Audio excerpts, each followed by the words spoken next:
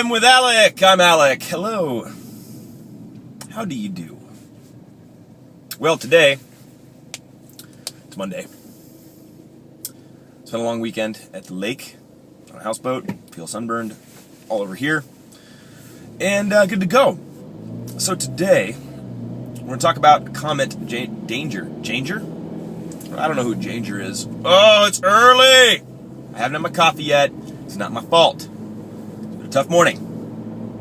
Danger said, why is certificates and, say, licenses, etc., why are they more important or considered more important by some than real-life experiences? Ooh, so good.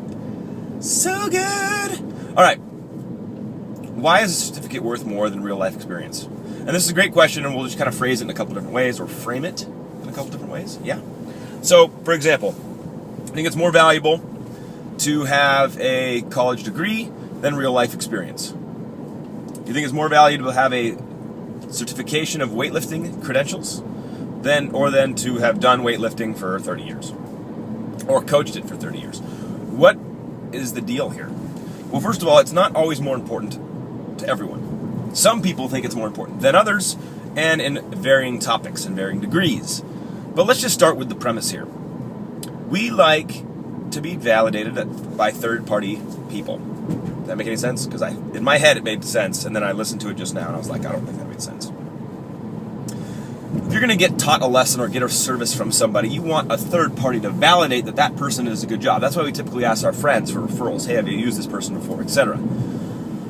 So, because we don't trust people, we want good work. We're going to pay money for this or whatever. We're going to trade, so we want it to work. Well, when it comes down to every area, that's just people looking for a way to prove to themselves that what you offer is worth it. Yeah.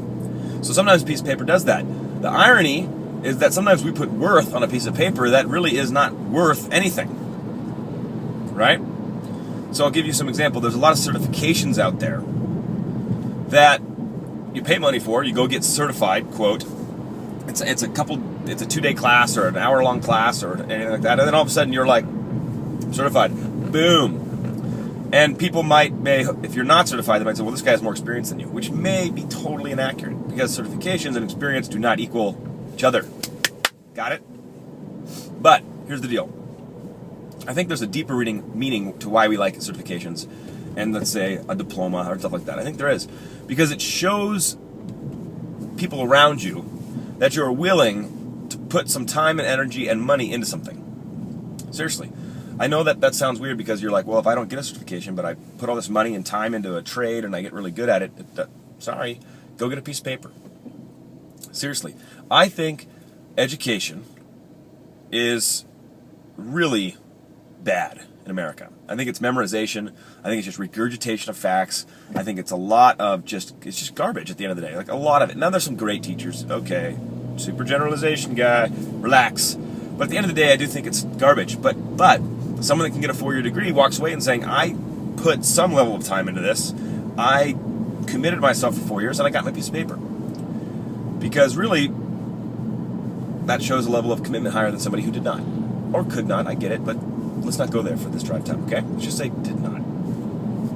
So there you go. Why do we value it more? We don't always value it more. In some situations, we want to look at it and say, yeah, I got my piece of paper, because it gives us that little warm, fuzzy feeling that this person put a little bit more effort into something. Yeah, there you go. Not a perfect science, folks. See you next time. Let's play it out. What do we got?